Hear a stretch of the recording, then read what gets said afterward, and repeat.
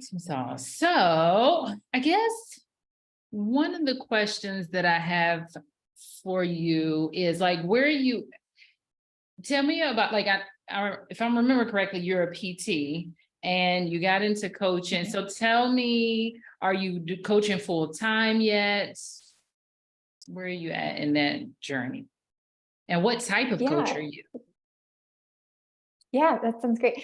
So I am still a full-time treating PT. So I treat full-time. I'm also teaching part-time in a local PT school, and then I coach part-time on the side. So I only have a couple of clients at a time. And right now I'm focusing more on like a holistic wellness approach to burnout prevention or burnout recovery. So I'm targeting healthcare professionals specifically who are really struggling with burnout, but don't necessarily want to leave the career. I'm not pushing them in one direction or the other. It's more of just like how to manage stress holistically and really learn how to manage stress and set boundaries within the parameters of their life. Okay, awesome. And I know that you don't need a certification, but I'm always curious if people have the certification or not. Do you have one? I do. So last January, I graduated from the Institute for Integrative Nutrition and I Yeah, received in New York. my Integrative Nutrition Health Coaching certification. Oh, yeah, I'm familiar with this school. They're up in New York, I think, or at least at some point they were. Okay. Yeah, correct. I think their home base is still New York, but everything is pretty much virtual now. Oh, cool, cool, cool. Yeah. So and I know you're doing burnout coaching for healthcare professionals. They get to decide what they want to do. You're mostly helping them with stress. And you're teaching and you're still treating full time. Like, what's an ideal situation for your business? Like, are you trying to make this full time? What are you thinking? You know, right now, I don't have any intention to make it full time, but I would love to kind of build it as a sustainable side hustle. I would love to have that financial flexibility, and then also just start to wean back on some of the activities that I'm currently working in. And um, you know, it's really interesting because I went into health coaching not with the intention of starting my own business at all, and then it just kind of evolved into that and Say kind of more took about a that. Like, yeah. So I went through 5 years of PT burnout myself. And by the fifth year, I was like, maybe this career isn't for me. I've really tried a lot of different things like switching jobs and moving and learning new things. And I just wasn't really identifying like what would help me get out of that cycle. And so I went into kind of this like full assessment of what kinds of things do I love about my job and what things do I hate about my job. And I really identified that I love helping people and I love educating and I love the wellness and prevention aspects of it.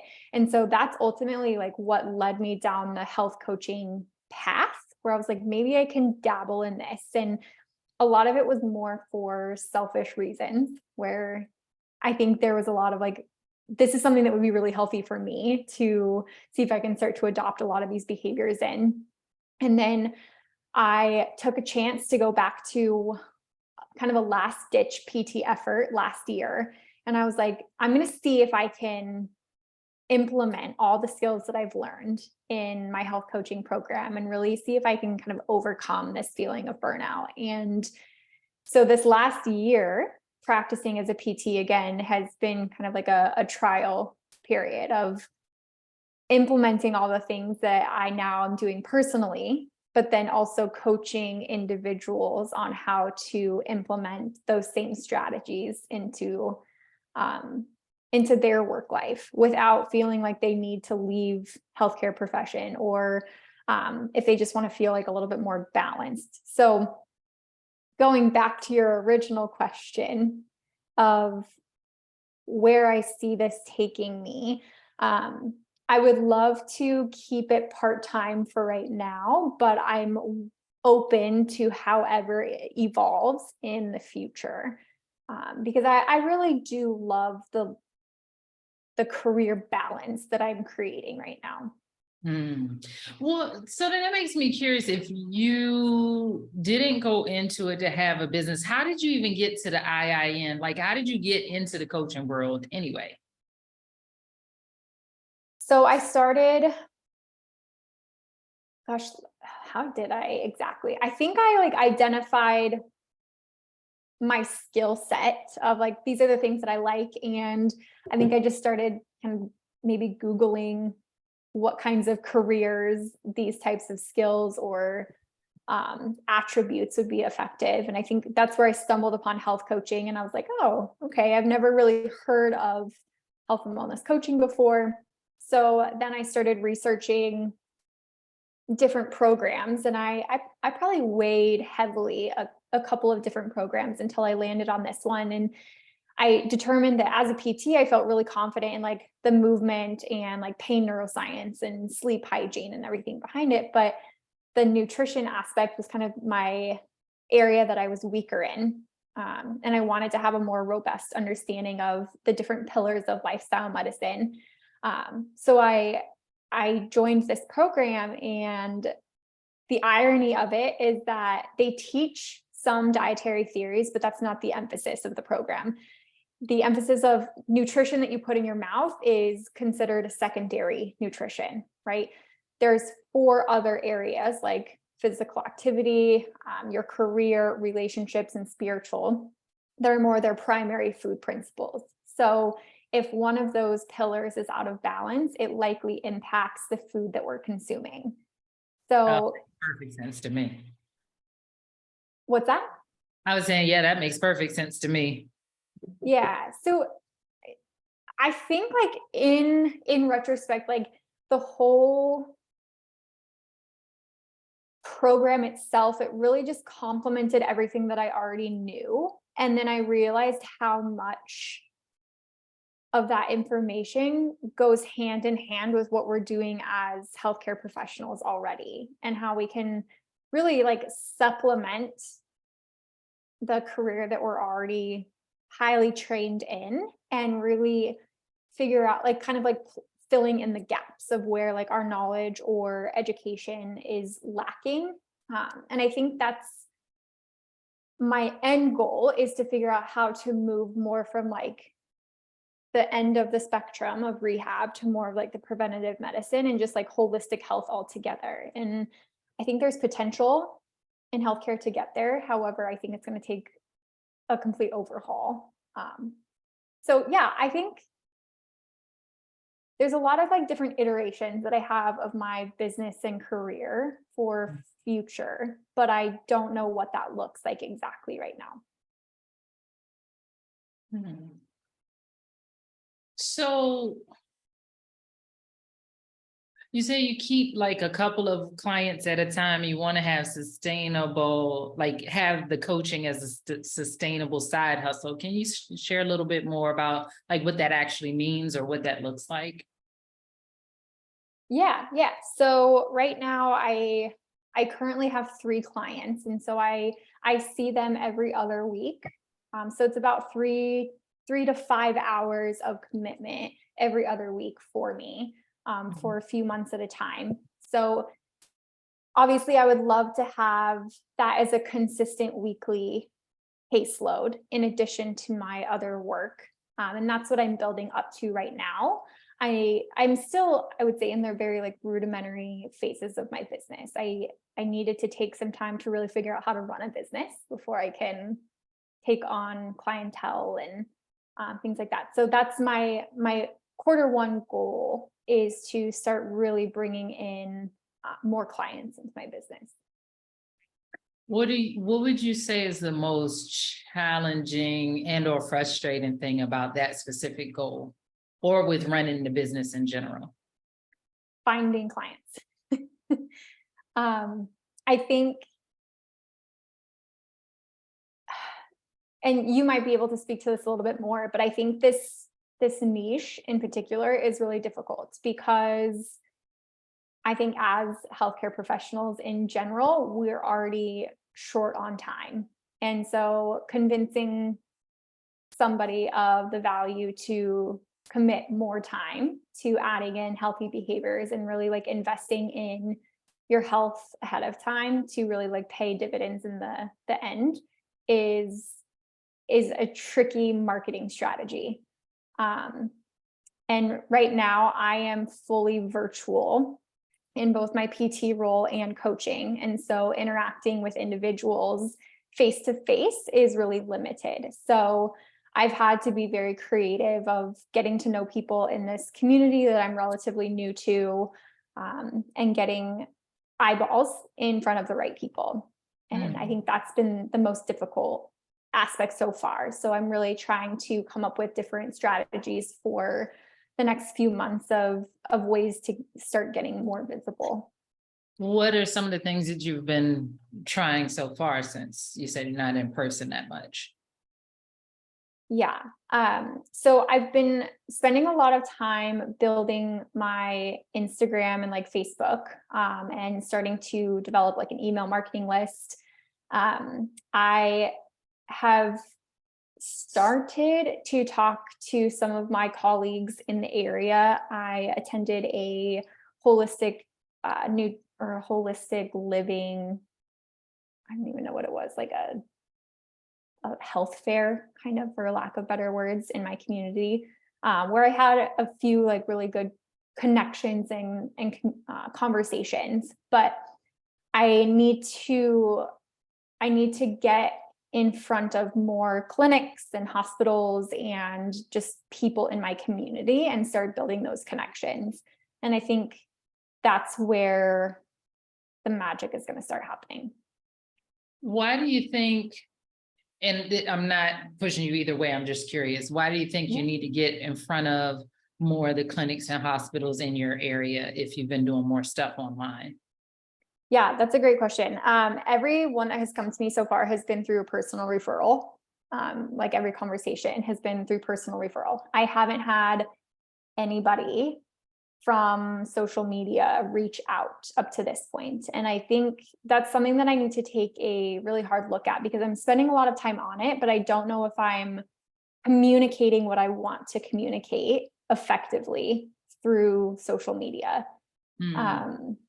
And that's another thing too, is I have been assessing like what platforms might be the most effective for reaching my target audience.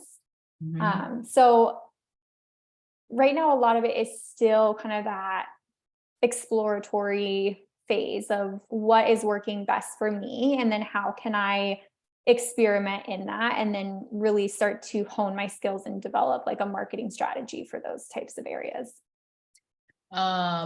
So what kind of,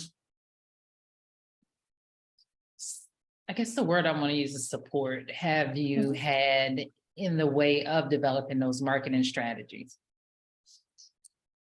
Yeah, so I'm actually involved in a health coaching mastermind program right now, and I've been in it for the last 6 months.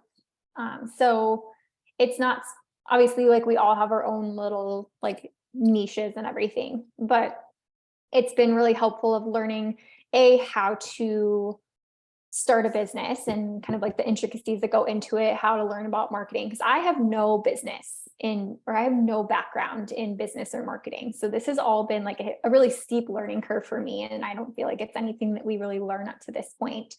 So that's been like the first couple of months. And now a lot of it is like, okay, you're comfortable with these things. You've kind of gotten familiar with putting yourself out there and being comfortable on the screen and kind of talking to people. So now let's implement these strategies and really like create a game plan moving forward, with the support of like team coaches and our master coach. And that's been nice to have like that community. But a lot of it too is still figuring things out on my own and looking for different mentors and like just kind of experimenting to see what works and what doesn't. When you say a lot of it's been, because it sounds like you said there's a team coaches and a master coach, but there's still a lot of figuring things out on your own. What do you mean? So as part of this mastermind, like we're not all burnout health coaches. Like there's like some that are like weight loss or nutrition or like paleo or like, and then there's burnout. And so because of all of our different niches, it's figuring out like what marketing strategies, or I guess for lack of better words, like provocative statements kind of like catch people's attention and just There's not a copywriter on staff? no. Oh, okay. That makes sense. I was like, what does she mean she has to figure it out on her own? That would be really nice if I had a copywriter on staff. And so, yeah, like learning how to write copy, how to write or create a website, how to develop social media strategies and things that will go viral versus educational content versus like trending, different things like that. And it's been a really like big learning curve for me. Mhm. How do you feel about that learning curve? I'm so curious because it's been so many years since I've had to go through that. Mhm. And the learning never stops. So let me be clear. As Yeah. things evolve and as you take your business to the next level, there'll be things that you will always need to learn. But that in the beginning, like I'm trying, like you basically have entered an MBA program, a sort of self-study MBA program. And so like, what has that been like for you as a healthcare professional? I'm assuming you, because you look kind of young, so I'm assuming you have your doctorate in I these. do. Right. So somebody who's at the doctorate level, been practicing for over 5 years, to go back in and be like, whoa, there's a lot of stuff I don't know. Yeah, it's been overwhelming. I would say there have been like some really good weeks where I'm just like super jazzed and energized and like creative juices are flowing and I'm flowing.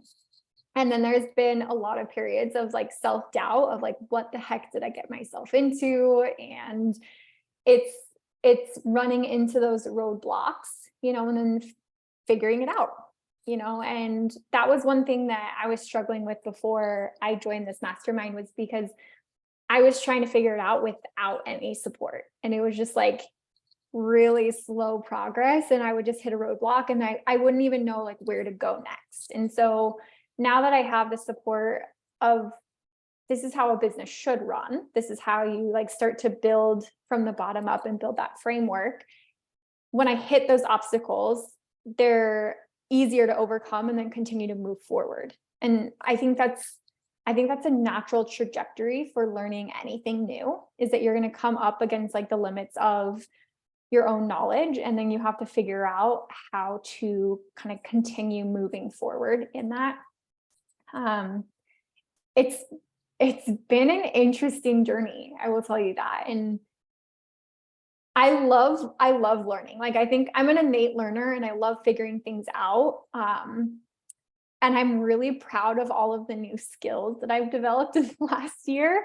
And I will say, like, I think it's made me a better communicator and clinician and lab instructor, because I'm learning how to use my words more effectively to stick better. And now I like am way more confident on the computer and like handling finances and like all of these different things that I never anticipated having to learn, where I'm like, yeah, I built a website this year. Like that's pretty cool. I never thought that I would do that.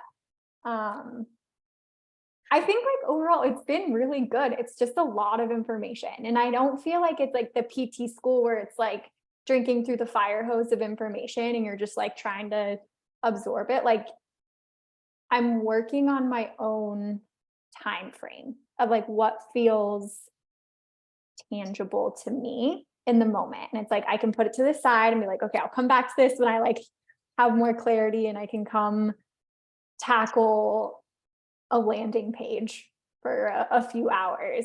And then now I can navigate landing pages. And so, yeah, it's been interesting. Yeah. You said something that I wanted to ask about. Let me see, will it come back? Maybe it'll come back later. But the copywriter. So you're saying like it would be nice if you had access to a copywriter to help you figure out how to word things. Is there anything else that you wish you had access to, or some other type or level of support that might make this process a little faster, smoother, however you want to think about it? Yeah, I think a copywriter would be really helpful, or just like a social media strategist. You know, like it's always changing and evolving. And I think understanding the different pillars of social media and how to use that effectively for educational content, but also to sell. I mean, I've never used social media to sell before, and I think it's used very differently in that aspect. I think the one thing that I struggled with, and that's one thing that I don't necessarily have the support with right now, because my team is like international, like my mastermind team is international. And so navigating the tax laws and setting up like a bank account and like an LLC and like how to get contracts signed, having that kind of support of like the steps to go through would have been really helpful in the early stages. I luckily have had a couple of local mentors that have guided me in the right direction, and I've been able to get those set up on my own. But I think that was one of those things that I felt like it was a hang up of being able to get started, because I felt like I needed the financial and the legal aspects in place in order to start. However, yeah.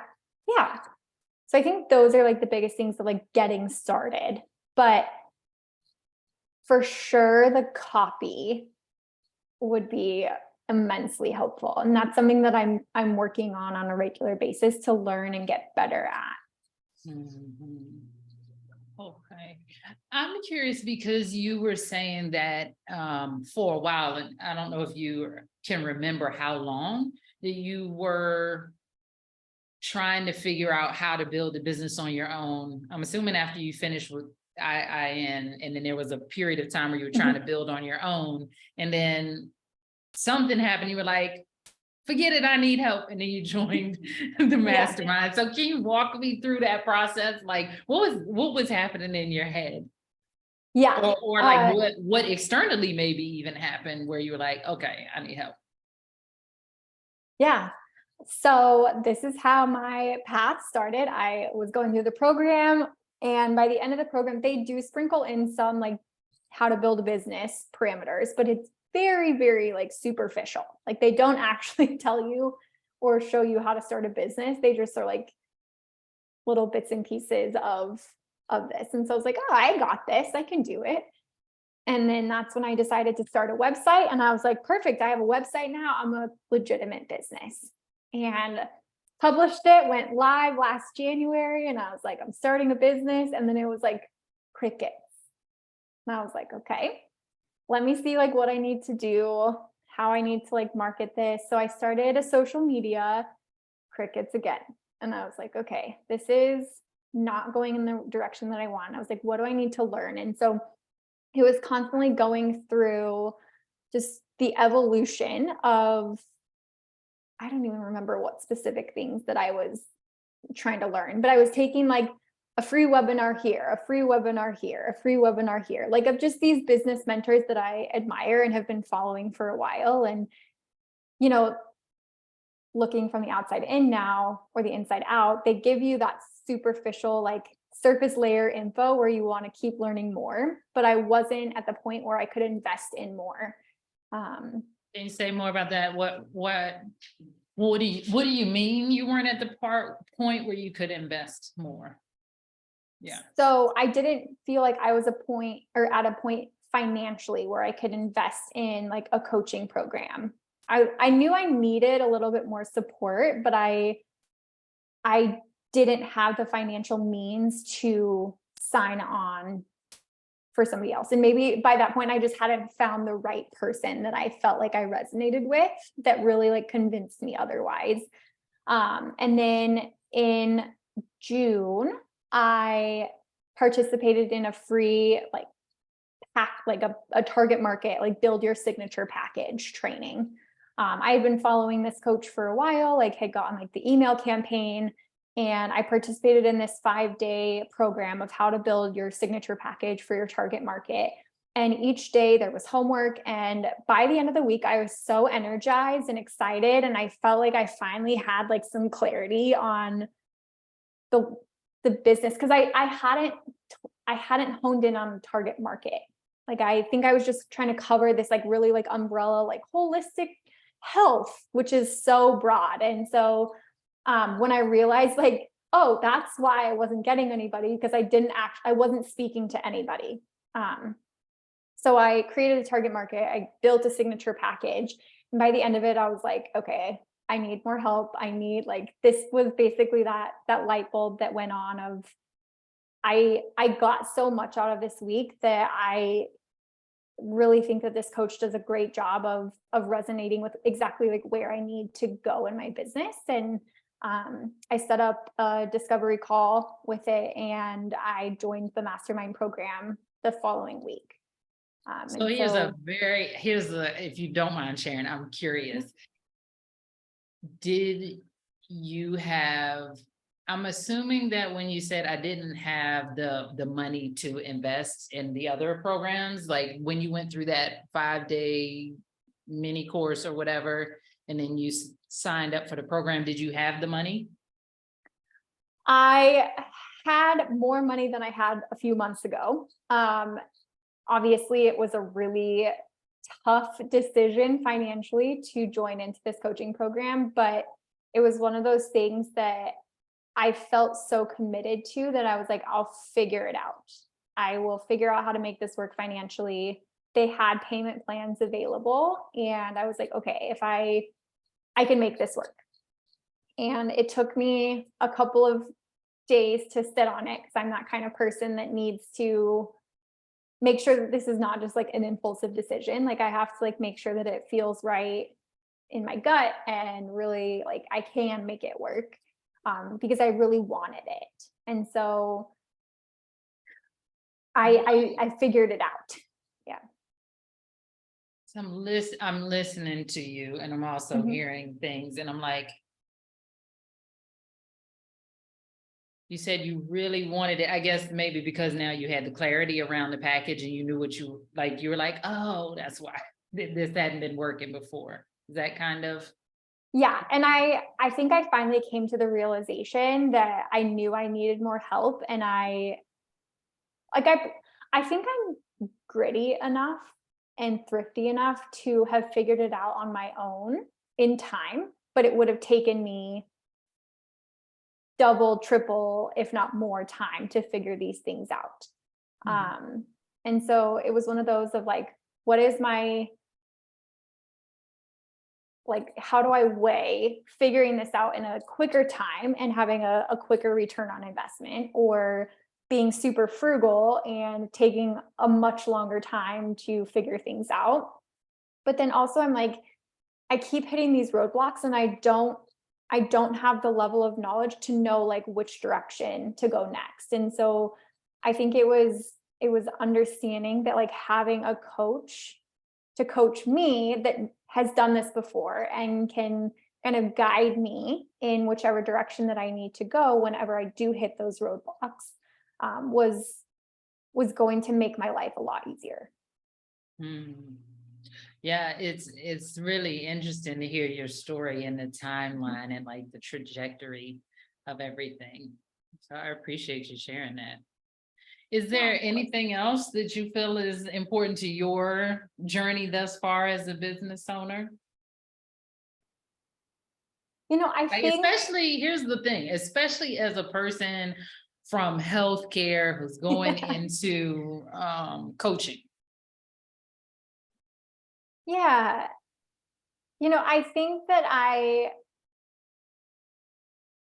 from like a personal perspective, I'm really proud of what I can do. And I think that's like, I see, and you and I have talked about this a lot too, of like how many people are just looking for a way out instead of looking how to use their skills more effectively, and being able to like overcome all those like awful feelings of stress and despair and cynicism and everything. And I think that there's so much more, I don't know. I keep going back, like with my job, I think I get more clarity on areas that I want to help the profession grow. And I don't know if that's going to go in the direction of like health coaching or more of like trying to get PT programs to evolve as well with the times. And, I think that there's so much hope for our profession and future clinicians and current clinicians. And I want to be that resource to show them that it is possible, to really like do the self work without having to take a year to 2 years of figuring it out on my own of like how to overcome this, because I did all of the same things of like trying to escape it, trying to look for non-clinical careers, and until I like really took a step back and looked at how I was personally handling everything, that was when I really gained clarity. And so I want to be able to help others do the same thing. And I'm super excited for the next year. I really do feel like super hopeful. And I know that like this next year is going to be big because I'm finally like feeling the momentum, which is nice. Yeah. So what questions do you have for me, or how can I help? I know you had some questions before when we were chatting, so.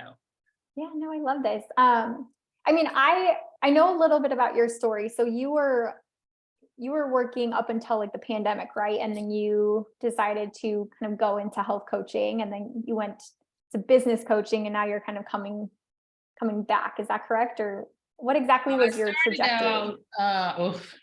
I'm gonna try to get this because I've been a coach since 2012. So 2012, I got a wellness coach certification from the International Weightlifting Association, I want to say, which I think is now defunct. Doesn't matter. I had an alternative fitness event company. So I was just like, oh, that kind of goes together. And so I was doing that. Then I said, well, I want to take this thing online because I had read The 4-Hour Work Week by Tim Ferriss, and I wanted a business that didn't require me to be local, didn't require me to be in one place. And so I started looking at, well, how do I build a coaching business online? Google search, met with a lady, and she said, well, how long have you been, like, what's your certification? How long was it? I was like, well, it was a weekend course. She was like, you need more training. So she's like, I know a lady that has a coaching certification. So she sent me to the life coach school. That was in January 2014. And so I got certified as a life coach first, then a weight coach over there. And because I had my physical therapy contracting company and the alternative fitness event company, I already knew how to start a business. So I did more emotional eating coaching. That took off. And so more coaches started asking me, because at the time, the life coach school did not provide any business training, zero. And so they started asking me, how did I do that? And that's when I went into business coaching for my colleagues in the coaching world. So some things happened. My mom, I had to go back to the DC area to work with her, put the business on hold for a little bit. And when I came back I was in Atlanta. When I came back to Atlanta and back to some of the hospitals that I contracted with, because I wasn't at that time ready to pick coaching back up, I noticed everybody that I knew that used to be bright and bubbly were burnt out. They were walking zombies. And so they used to hem me up in the break rooms, crying, all of these things. And I'm thinking to myself, I think I want to go back into coaching. I think I'm ready. And that's why it went into burnout coaching. But I quickly realized, even though I created and sold a burnout resilience program to the hospital system in Atlanta for the rehab department, because I love business so much, preferred not to work with people who they're burned out, but they just want to complain about their manager. And I'm an amazing mindset and life coach. So I can do that. And I did do that for a while, but I was like, I really prefer people who have a plan, who want to do something. And so that's how I kind of traversed from there to business coaching for healthcare professionals. But it was it was sort of broad. Like if you wanted to be a one person clinic or like a small something, not if you want to build a brick and mortar and have a chain, like no, the small ones, or if you wanted to go into coaching or whatever. So I kind of had a hodgepodge of people. And then from there, I went to teaching people how to launch groups. And so other coaches, not just people who have a background in healthcare, only working with coaches, only if they want to launch things. And after a while, I was like, the people in healthcare, I really missed them because we all speak the same language, even though we're coaches. So kind of like what you were talking about in the group that you're in right now, everybody's a health coach, but they have different niches. So we had a group where everybody was various types of coaches, but we all had the background in healthcare. So that was the bond that we had. And so I was like, I mean, I love working with coaches. They are coaches, but it's something special about a person who is a coach who also has a background in healthcare. So my mission going forward for the foreseeable future is to really help those. I don't really work a lot with people who are burned out, who are trying to use coaching to escape their burnout. I really work more with seasoned clinicians who are complete with that experience.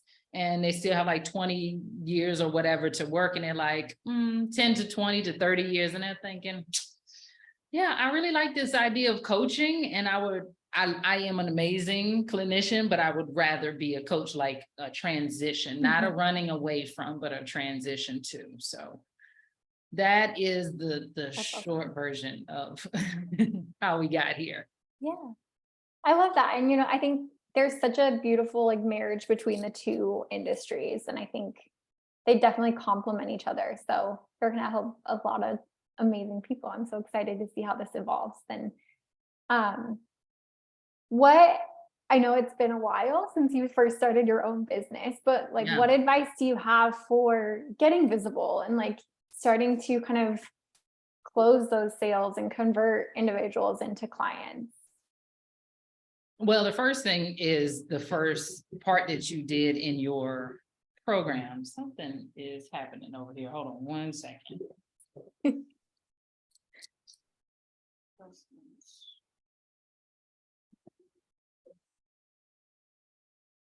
Okay. All of a sudden I have some ants, but I don't have a source for the ants. Okay, well. But I'm like, but they're on my lap. Not a lot of them, but there's like a couple of them on my laptop. I'm like, you can be other places, not in my electronics, people. Yeah, like on my keyboard. What the heck? Okay. So the first thing is what you learn, like be specific about who you want to serve or your specialty. In that it's a lot easier if you're going to be online to create content. It's easier for people to refer people to you because they know what you do. And it's like, oh, they put burnout and Carissa in the same sentence, in the same thought. If you're too broad, as you can see, it's hard for people to think of you to refer to you. It's hard for you to figure out what groups you need to be in. It's hard for you to, if you're going to be online, it's hard for you to figure out what to talk about. And even when we talk about content, it's not just what social media posts. Content is blogging, it's podcasts, it's speeches for it's speeches for conferences. Like they call me to do web PT summits and stuff because they know that I'm talking about burnout. Like I was at the Ascend conference speaking about burnout. That is content. And so if I talk about a whole bunch of things, then they don't know to come find me to ask me to speak at their conference. So that would be the first thing. In terms of, I would say one of the other things that I learned the hard way is specifically about burnout. I mean, and just not even just burnout, but I'll talk about that because that's your area. And that was one of the things that I had. Burnout is a little tricky in that it's a buzzword. It's something that's more well known. So you can use it if you're going to do like SEO and blogging and people find you for it. However, comma, it also brings people up to you with a mindset of, I have a problem, instead of this is what I'm trying to do, or this is what I aspire to, or this is what I'm trying to be, do, have, or whatever. So one of the things that I might offer you is to, like, yes, continue to use burnout, because people know the word, but if you're going to talk about it, it always has to be associated with their aspiration. Yeah, like, well, not even just the solution, right? Because the solution is the education. So one of the things that you said you wish you knew was how to create viral content or content that sells. And yes, part of it is educating them on the problem and the solution, but the other thing is their aspiration. Like, okay, you're not burned out anymore. That doesn't give me like warm tinglies, like I'm not, like I have to do this. As opposed to, I'll give you an example outside of burnout. One of my clients is she is a health coach, specifically health at any size coach. So she's adamant about, it's not about weight loss, whatever.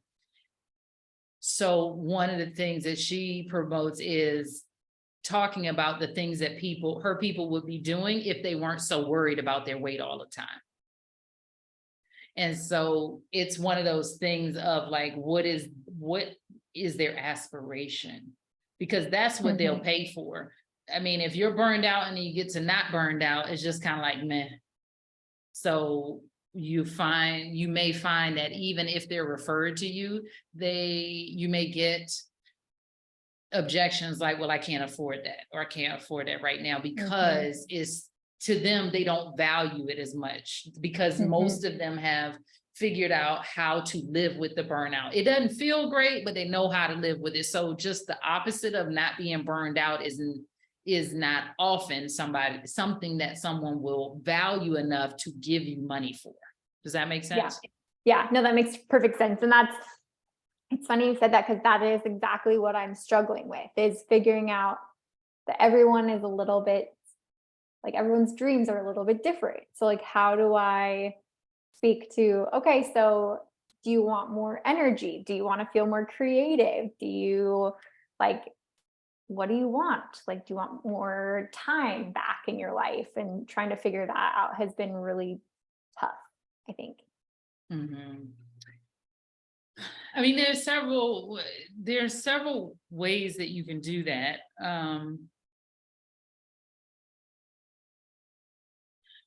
Yes, everybody is a little bit different, but I'll just tell you the generic or the general way to look at that. Let me see, I don't have my mouse. Let me show you. And then there's a more specific way that I do with my clients that makes it hit just a little bit, like be a little bit more potent, but this will, wait a minute. But this will work for now. No, I don't want to watch. I just want to see what the heck. Let's do it this way. Can you see this? I can, yeah. Okay. So this is called the Wheel of Life. If you may have seen it in IIN materials, but what I tend to do is, like, even though we're talking about burnout, and burnout is in their career, the burnout affects all of the areas of life. And so what I tend to do is look at each of these areas and say, okay, what does life look like now for these people? Because the healthcare professional, what life looks like for them is similar but different than what life looks like for a different target demographic, like a mom, like a teacher, like a military personnel. So because you've honed in on burnout and you've honed in on the healthcare professional, you can look at this and ask yourself, what does life look like in each of these areas for healthcare professionals who are burned out. And then if they didn't have the burnout, what would life look like in those areas? And that's what you started to speak to.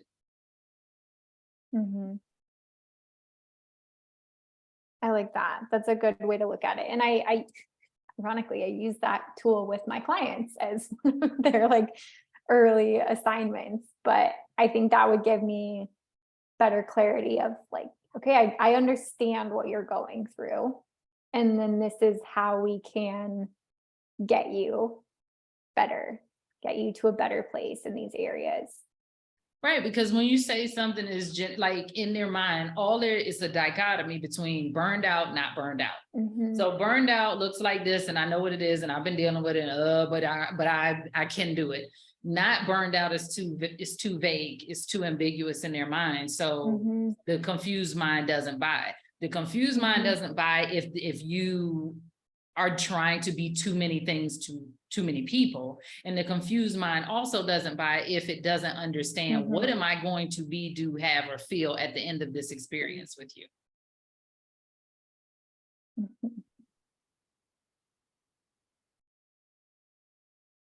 Yeah. And so that, I think that's been like the biggest struggle that I've had.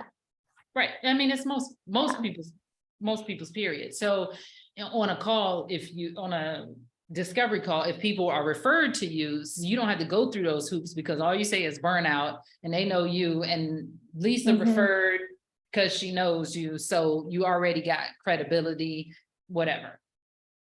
And then when you talk to them during a discovery call, you may bring out the wheel of life, and then you can talk them through that, and then they can see the value. But if you are on social media, which means you're working with a cold audience, the person that's referred to you as a warm audience, the people on social are cold, then you got to be crystal clear about that, because if they're cold, you don't have credibility in their mind. So you got to be clear. You got to be consistent. That doesn't mean constant. Those kinds of things. And to your point, it's a lot of experimentation. And there's also some general principles and frameworks around marketing and messaging that are like, they're just general basic principles that that I think would be helpful to you. Okay. That's super helpful. I appreciate you taking the time to go through that. And I'm excited to see how this is going to evolve. And I think there's a couple of opportunities that my pots are boiling for, like speaking engagements as well, which I think will be a nice kind of Kickstarter to that. Yeah, but because you don't have to do social media, not really. Like people still try to make you think that you have to. Yes, you can have a social media presence and be there. So if somebody wants you to look you up, or a website if somebody wants to look you up, but it's not my favorite, I'll be honest. Right. Yeah. So, I mean, so then you get to ask yourself, is it not my favorite because I'm just not skilled at it yet? Is it not my favorite because I'm not seeing the results that I want to yet? Or is it just genuinely not my favorite?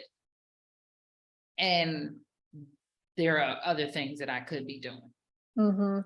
Yeah. And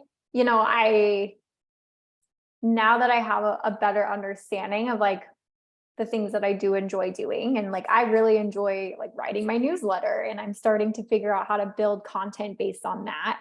But I'm like, okay, could that evolve into a blog or a podcast over time, and learning to feel more comfortable speaking with people and having interviews like this. And I think I definitely see like the evolution of things in the next year. I just had to go through figuring out just what that looks like in the first place. So yeah. 100%. I mean, we don't escape, nobody escapes it. Nobody. Just like PT school, you don't escape PT school. You cannot be a PT these days. Back in the day you could. These days you cannot. You have it, it's just part of the process. Yeah. And it's really interesting, like learning a whole new skill set. It is like an MBA, you said, of just like totally switching gears and like not like using my brain in totally different ways. And it's learning how to overcome the mountain of obstacles that are continually facing you, but also like reaping the benefits from it. And I'm really appreciative for this connection, at least. Like I have been following you for a while, so it's like nice to actually like be able to speak with you and That's know cool. that like there are others doing it and being really successful. So yeah, it's awesome. Yeah, one of my good friends that I actually incidentally met on LinkedIn I think she has the world's most popular podcast on burnout. We connected over the internet about burnout. That's So awesome. Who is that? let me see, can I find her podcast? Yeah, I'm a big podcast listener, so I would love to tune in. Okay, I'll send you the link when we finish here too. I'll send it to our chat in Facebook so you have the link. Yeah, that sounds great. Yeah. So any other questions? I still have a few more minutes. Yeah, no, I did a think great job in the I think I had messaged you after the question that you asked in non-clinical PT, I think it was. So that was a really great engagement question. So, it's just one of those things where you just kind of, I think I will say one of the other things in response to your other question is there is experimentation and there is doing things, but I think if I had to do it over again, I would do less things and test more things. So to me, there's a difference between doing and testing. So you just do it and you just do a bunch of stuff. And you don't know, I mean, you don't really know what worked and what didn't work and why something worked and why something didn't work. You just do a bunch of stuff. And if you don't get an immediate result that you thought you would, it's on to the next thing. Versus you do something and then you look at it and then you tweak it and you run the test again. That's great advice. Yeah. That was the first time that I had like really posted in that Facebook channel. And the results were really interesting. I don't know if it was exactly what I was hoping to get from the conversation, but I think it opened up a lot of opportunity to kind of see what people would have done differently. I think I needed to be a little bit more specific on like, what would you have done differently to avoid burnout rather than just like the career altogether, which is where the conversation deviated. Okay. Yeah. Well, so, I mean, you can always ask the question again the way you wanted to ask it, but what did you think? What was the expectation? I was hoping to get more people to like engage in like what they would have done when they started to feel that burnout, like what they would have done instead of just jumping onto this Facebook page and looking for a different career.